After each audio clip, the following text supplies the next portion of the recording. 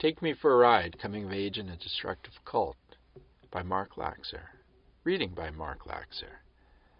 Chapter 15, The Enchanted Taco. Late one night, Atmananda met 300 disciples in a parking lot in the desert 90 miles east of San Diego. He led us for hours over soft, cooling sand to a spot in a dry riverbed. He had us form a circle around him. As we scanned for scorpions before sitting down, the desert floor lit up like a circular gyrating constellation until one by one the flashlights went out and it grew difficult again to see. If you enter a higher level of consciousness, Atmananda began from the center of the circle, you will see the warriors on the cliffs across the gorge. They are subtle beings from another plane of existence. They look a lot like American Indians. Hundreds of braves, tall and unflinching, were conjured in my imagination. What do you see? Atmananda asked the group. I made no response.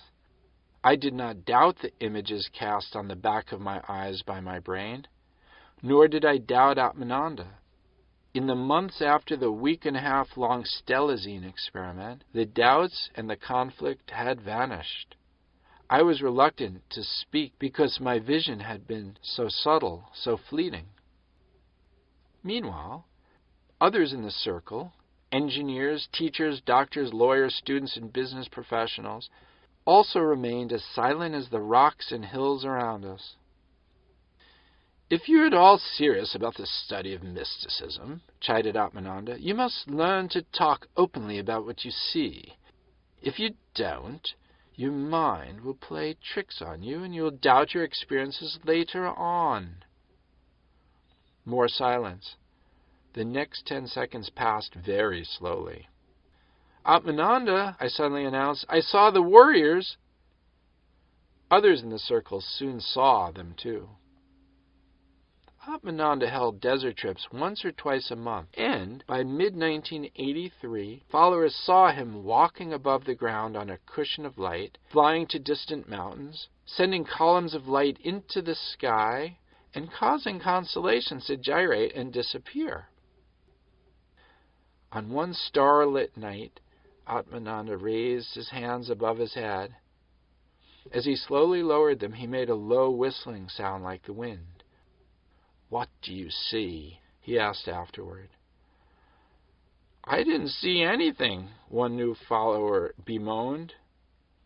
Advanced psychic vision is necessary to perceive what I am doing, or more accurately, not doing, Atmananda said patiently. I hate to sound negative, persisted the follower, but what exactly are you doing? For a moment I felt tense. The disciple had unearthed a question that had badly stung me many times before. Sometimes I alter actual physical objects, sometimes I alter your perceptions, and sometimes I alter both, Atmananda said, dispelling the tension with his gentle, soothing voice. Atmananda, I saw you became a luminous egg, said another follower, borrowing a phrase from the Castaneda books. Anyone else? I saw light from the stars pass through your body, tried another. Very good. Who saw me disappear? I often saw Atmananda disappear after I stared at him for several minutes without blinking. But during one desert trip in 1983, I saw him vanish independently of the dilated pupils. Then, a moment later, I saw him reappear as someone else. What I am about to say, he had announced that night, is going to come as a shock to you. You see, I am not who you think I am. The followers stopped fidgeting.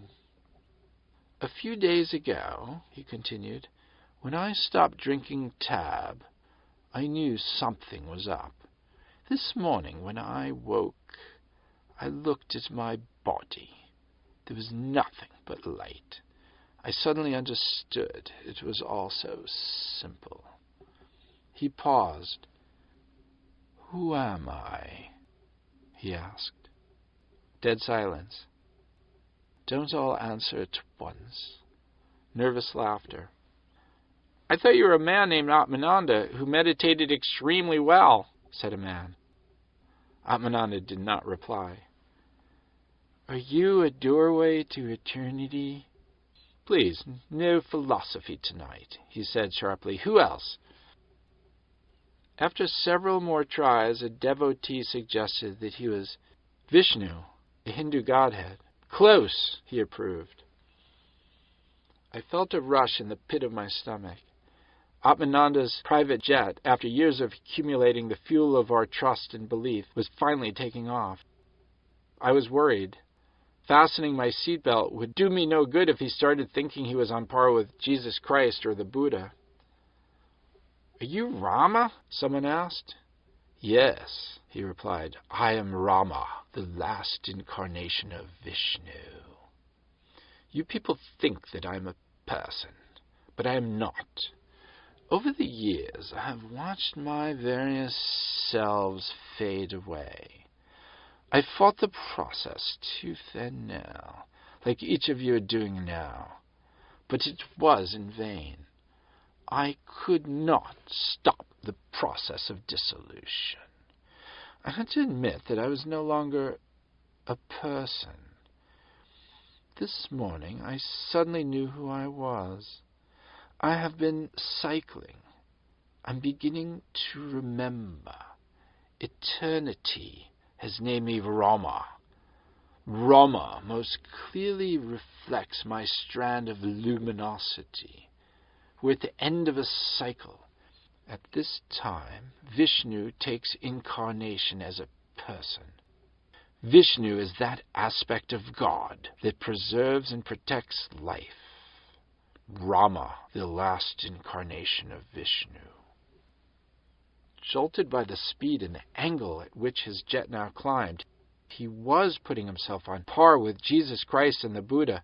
I suppressed a reaction and awaited instructions from the pilot's latest persona, but the instructions, it turned out, had been issued months before.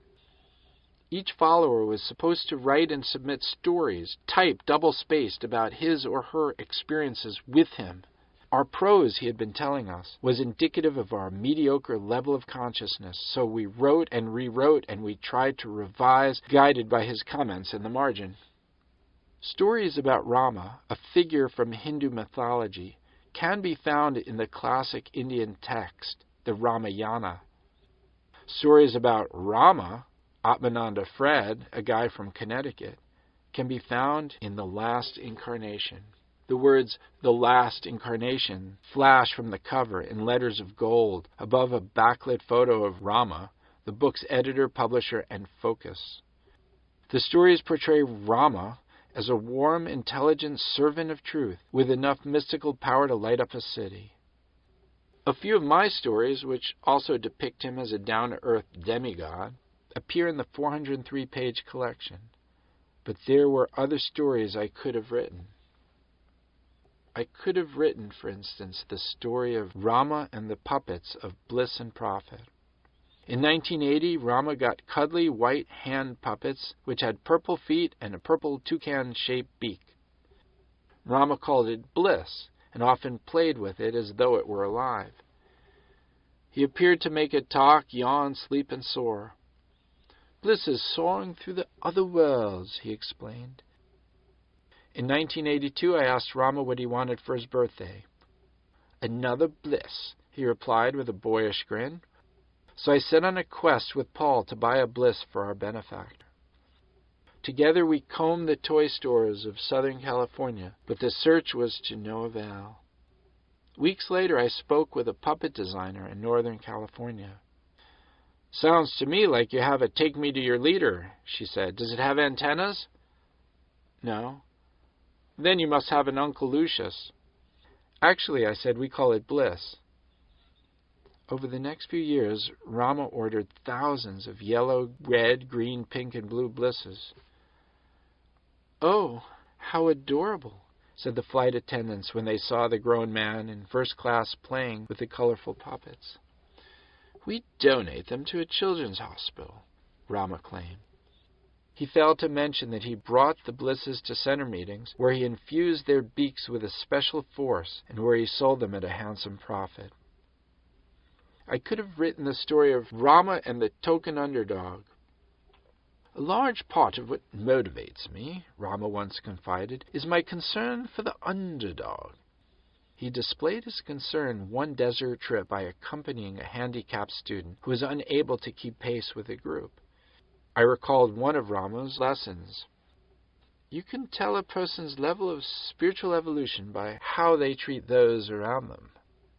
I felt proud of my teacher, but shortly thereafter Rama's attitude changed. He began four-wheeling the desert sands while the rest of us walked. He also banned from all desert trips those who were unable to keep up. I could have written the story of Rama and the menorah incident. I once placed in the window of my room a menorah, a traditional candle holder used by Jews during the celebration of Hanukkah. But when my housemate and mentor noticed, he looked at me askance. "What, are you crazy?" he said. "Take it down right away." It was inconceivable to me that behind a mask of intellectual and religious tolerance could lie so powerful a bent to control. I removed the menorah from my window. I could have written the story of Rama and the satanic billboard. In 1982 and 1983, Rama occasionally said that he'd like to place a billboard of his face above the busy intersection of freeways 10 and 405 in Los Angeles. He seemed excited about including this message, 666, we're back. And I could have written the story of Rama and the Blade Runner day. "Would you like to meet Harrison Ford?" Rama asked me over the phone in 1983. By then, many San Diego devotees had moved to the expanding center in Los Angeles, based largely on Rama's advice. Center meetings in Los Angeles were first held in a small room in Hollywood, and then in a large room with a stage in Manhattan Beach.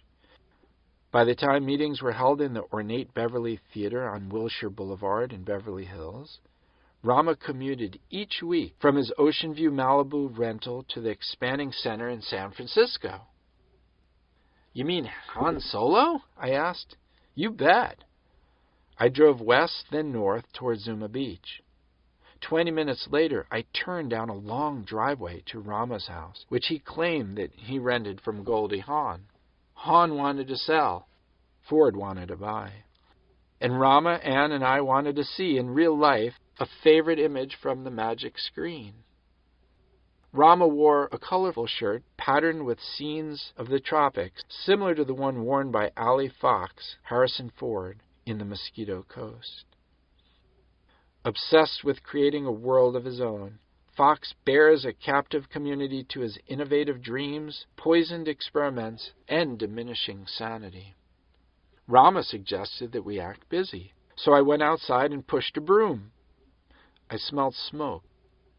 Nearby brush fires had been fanned out of control by increasingly strong winds. The thick yellow sky reminded me of Blade Runner, a science fiction film starring Harrison Ford. The recollection caused my mind to digress down a corridor of memories, smoke, and mirrors.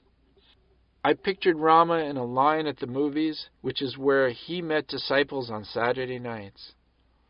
He was easy to spot, with arms folded, one foot forward, and head tilted back. He played the part of the self-possessed insurgent general who had ordered his troops to carry on despite the overwhelming odds. His bush of hair made him seem taller than he was. Rama incorporated into his teachings what he gleaned from the 3, sometimes 4 films he saw in a typical week. He taught, for instance, that he was like Mike, Robert De Niro, from The Deer Hunter. Mike risks a game of Russian roulette in war-torn Saigon to try to save Nicky, Christopher Walken, his friend.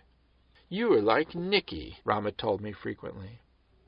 Drawing, too, from Mel Gibson's role in Road Warrior, Rama taught that it was okay for spiritual warriors to temper their valor in order to survive. Rama taught that it was spiritually correct to see such movies as the Texas Chainsaw Massacre, Dawn of the Dead, and The Shining, each of which he viewed repeatedly.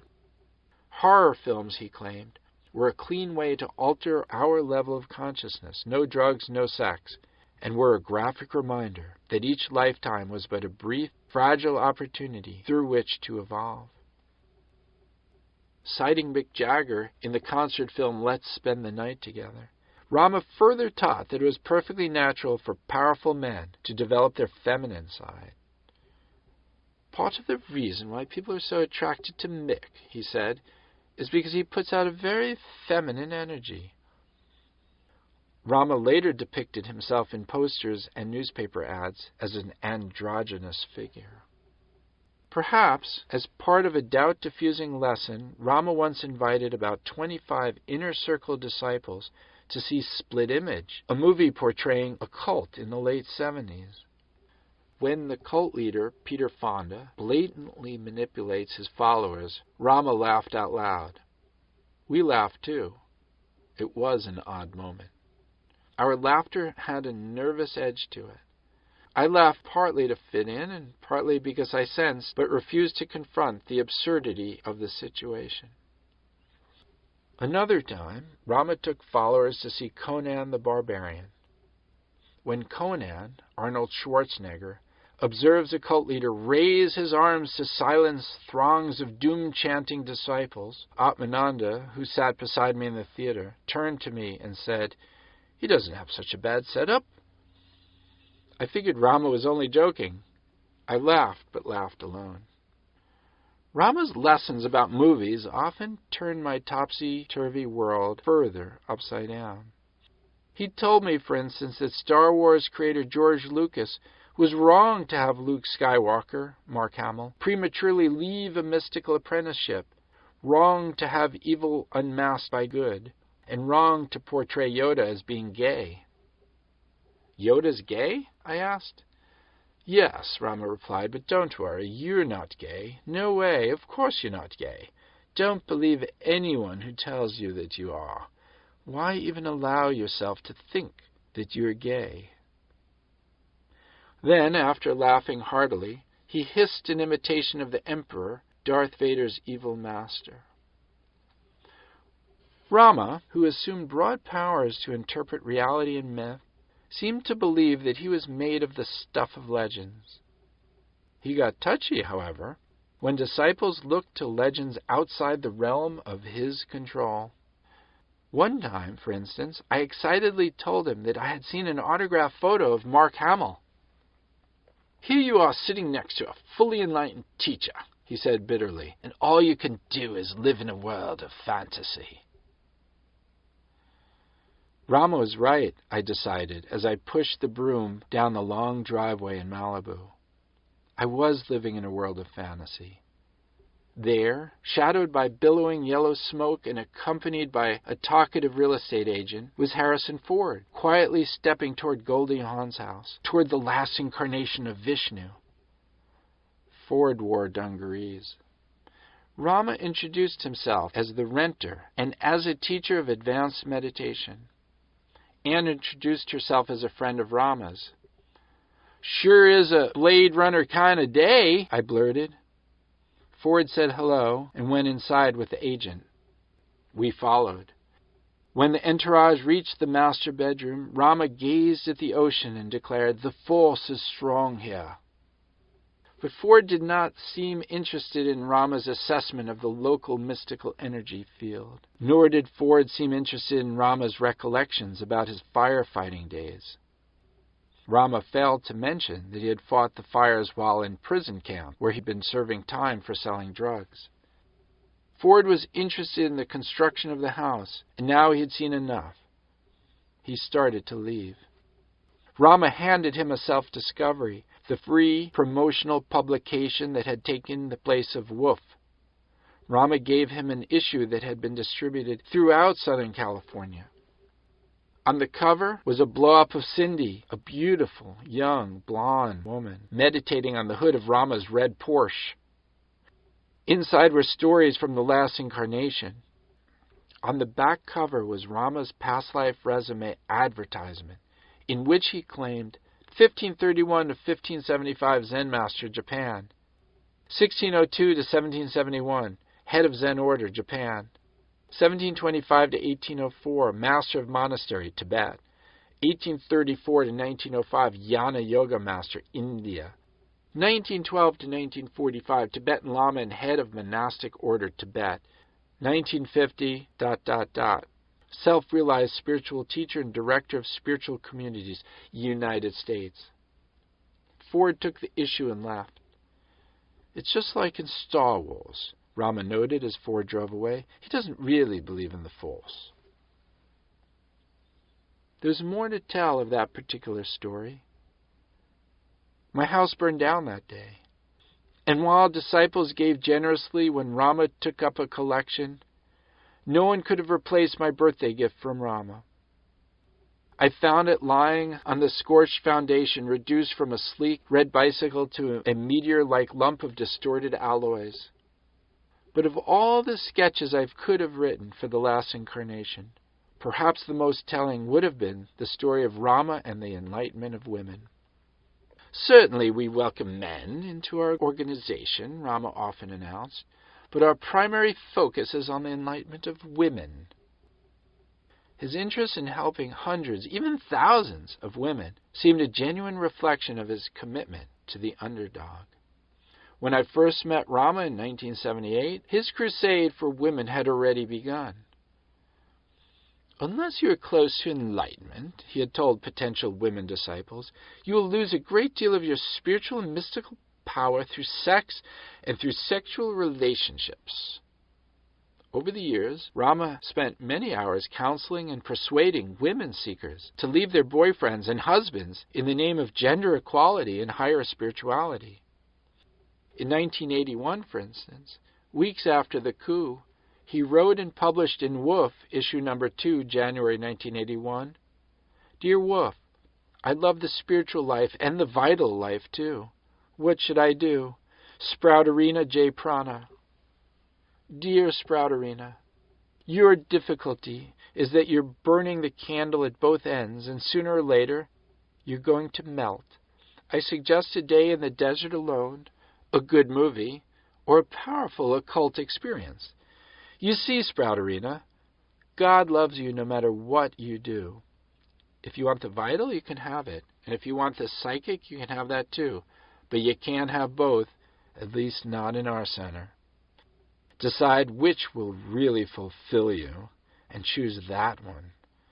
Only you can decide what you want in this lifetime. Rama, who preferred the term having sex to making love, occasionally softened his position on sexuality and invited followers to relax, accept their human nature, and do whatever worked for them. Hey, Kate, he once said in an Italian accent, you go out with the Maya boy Mark, and I take a plenty of good care of you. It was understood that Rama meant business when he donned his godfather persona, and I subsequently enjoyed a several-month relationship with this young disciple.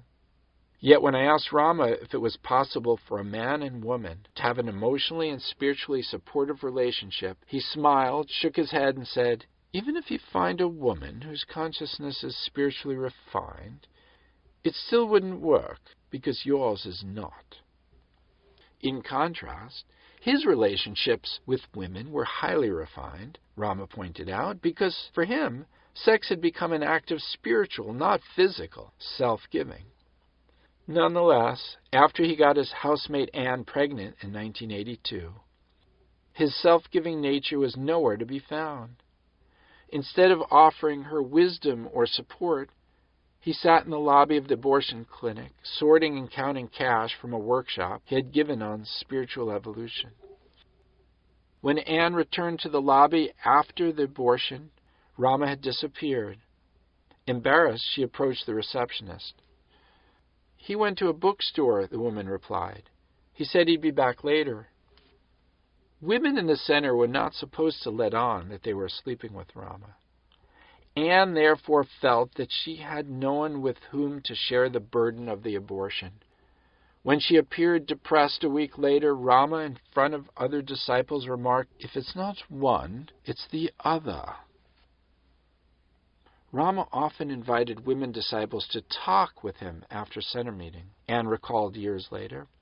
But there in his bedroom they frequently exchanged more than words. Rama's relationship policy, she also recalled, required inner circle women to limit their relationship to one man, himself. His justification for the policy was that it kept them from unwittingly transferring their partner's lower male energy. Male energy, he frequently complained, very much affected his finely tuned, delicate sensibilities. Perhaps Rama sought protection from baby energy as well. He managed to persuade one disciple in her late 20s to leave her husband and newborn child. Despite his ability to invoke adoration and fidelity, Rama seemed concerned that his power to control female followers was not absolute. He therefore kept certain men from the inner circle, despite my recommendations. Jeff, I once advised, is really smart. He's good with people. He's a lot of fun to be around. Rama hesitated. I don't know, Mark. I'm worried about Dana. What do you mean? I don't want her falling in love with him. Rama was in a bind. On the one hand, he knew that Jeff would be an asset to the operation. On the other, he sensed that Jeff was too bright. He'd been an honors grad student in chemistry at UCSD. Too athletic, he played ultimate frisbee. And too good-looking to be running around loose within the carefully controlled nest. But Rama had a plan. He encouraged Jeff to form a relationship with Karen, who had previously followed Rama's advice and turned down an offer from Stanford Medical School. He then encouraged them both to enroll in a computer science master's program at UCLA and to gradually phase me out as the poster and newspaper distribution coordinator. One night in a restaurant in Los Angeles, Rama's story about wanting to help women took on a new twist. He had invited me to dinner with Nick and Sarah, a handsome young couple who acted in Hollywood and who had recently joined the center. When the waitress came to take our orders, Rama began waving and curling his hand. Moments later, as the waitress was walking away, Nick asked, "What are you doing with your hand, Rama?" "I was sending her sexual pleasure directly through the inner worlds," he replied, glancing at Sarah now and again. Stories of Rama and the enlightenment of women were all the more startling, I found, when narrated by Rama himself. There was the one, for instance, about Sue. "Sue once came into my room," Rama told me, "took off all her clothes and flung herself on me. 'Please don't make me go home and masturbate, Rama,' she kept saying, but I just sat there and meditated on the infinite until I entered samadhi." There was the one about Harry, the main character from Lolita, one of Vladimir Nabokov's novels. "The point of Lolita," Rama explained to me, "is not that Harry repeatedly slept with a 14-year-old after kidnapping and drugging her. The point is that Harry really did love her." There was the one about the UCLA students. "Sometimes I walk the streets of Westwood," he said at a center meeting, "and drain the undergraduates of their mystical power. Now, don't get all upset. It's not like they're using it. Most of them are just wasting it on sex." And there was the one about his former wife. "At one point in the relationship," he told me, "I had to decide whether to be of service to the one or to the many." Rama often described his dream of living in a fortified desert compound with hundreds of heavily armed women devotees.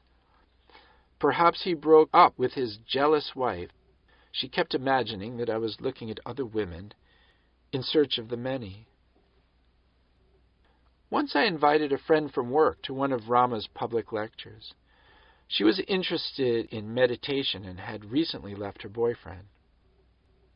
"Thanks, but no thanks," she exclaimed when I mentioned the lecturer's name. "So what's wrong with Rama?" "You mean the one who lists his past lives, credentials, dates and all, in full-page ads? The one who specializes in women?" Yeah. He isn't bringing women to enlightenment, Mark. He's bringing them to bed." Come on, I countered, trying not to admit to her or to myself what he'd been doing for years. So he has a girlfriend. What's wrong with a spiritual teacher having a girlfriend? There's nothing wrong with that, she said firmly. But he is sleeping with many, many women. Where did you hear that? From a number of women I met at a meditation retreat in San Diego. They fell for his line about being lovers in past lives. Suddenly I recalled Rama on stage at center meetings, wearing short red gym shorts, closing and spreading his legs, tonguing in a slow circular fashion insides of his mouth. The memory repulsed me, but the repulsion, I feared, was due to the negative entities within me. And it was Rama, I quickly reminded myself, who had been trying day and night to imbue the many with the fullness of his enlightenment. Well, I've been good friends with him since 1978, I replied. He's just not like that. When disciples Giles and Claire, a couple living in Los Angeles, heard similar stories about Rama's sexual exploits, they spoke candidly with one another. We were not judging him, Claire recalled years later, but we were concerned about what would happen to him and to our community if the press found out. I wrote him a letter saying he looked much more human than divine when he approached women at the center meetings for sexual rather than spiritual reasons. And I decided to phone him, recalled Giles. A member of his staff said he was not at home and would call me back. Several days later, at 3 a.m., the phone rang. It was Rama. We spoke for about an hour. When I suggested that he consider exercising more discretion, he was reasonable and polite. We discussed the issue like human beings. After all, I am old enough to be his father. He told me, of course I like girls. I'm just an ordinary guy. You don't know what it's like. They throw themselves at me. What's a healthy man to do? At the next center meeting, Claire said, Rama gave us the cold shoulder. And at the one after that, he distributed the tape Sophisticated Sexuality. During the break, Rama approached me. His eyes became small, like hard little bullets. He was furious. He told me repeatedly that my letter was self-indulgent nonsense. Then he asked to see me outside, said Giles, alone. Grabbing me and digging his fingers into my shoulder, he shouted, I've beaten you. I've beaten you all. After the break, Claire continued, Rama lectured for 30 minutes about how people had been constantly throwing him bad energy, all the while glaring at Giles. During the next few weeks, Giles and Claire fearfully recalled Rama's threat that deserters would look and feel like hell. Nonetheless, they stopped attending meetings and trips to the desert, where Rama kept trying to disappear.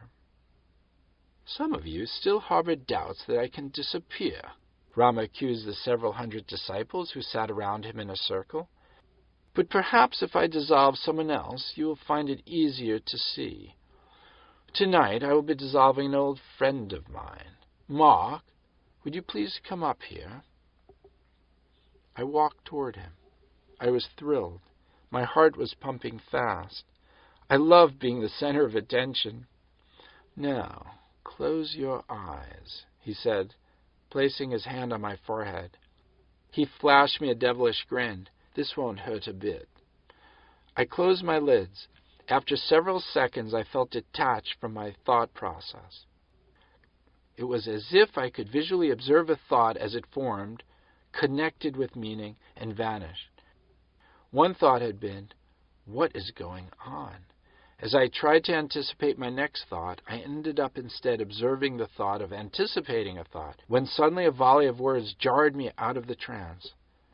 Earth to Mark, come in Mark. I opened my eyes and saw Rama towering above me, laughing softly. I looked away and saw liquid gold specks lining the blackness. I had managed until now to avoid thoughts about time and had no idea how long the experience lasted. What did you see? Rama asked the group. It looked like Mark was dizzy and you caught him right when he fell. I didn't see anything, reported another, but I felt very peaceful. I found it easy to slow my thoughts. You dissolved him, Rama, offered another. As we prepared for the journey back to the cars, Rama invited me to walk with him at the front of the line. That was fun, wasn't it? he asked several minutes later. As he scanned the path for rattlesnakes, his powerful beam cut a sharp tunnel through the darkness. I agreed. It had been a blast. Over the past 5 years, moments of deep meditation had been typically interrupted by thoughts such as, "Hey, I'm meditating." But moments earlier, I witnessed thoughts objectively as if they belonged to someone else. "Tonight, I helped you see a beautiful world," Rama said. "My intent is to show my students how to fly through these worlds on their own wings of perception. It is easy to show you because you like me. Many of my students fear me or hate me, or even worse, they worship me." Suddenly, he flipped off the light and a 15-foot-high Akatio shrub vanished. "I don't perform miracles to show off my powers, but to expand your view of reality. If my students can accept that I disappear, just imagine what they'll be capable of." Though I was learning to fly on my wings of perception, and though in the months after the Stelazine trip I continued to deeply suppress part of my rational side, I never fully accepted Rama's world in its entirety. I never accepted, for instance, the story of Rama and the enchanted taco. The enchanted taco, Rama said, was an immense, luminous, and otherworldly treat. It could be seen in the desert, hovering casually over mystical power spots, garnished with divine light, knowledge, and guacamole. But in a parking lot at 4 a.m., I saw Rama wave to 300 bleary-eyed disciples, get in a black turbo Carrera, and disappear.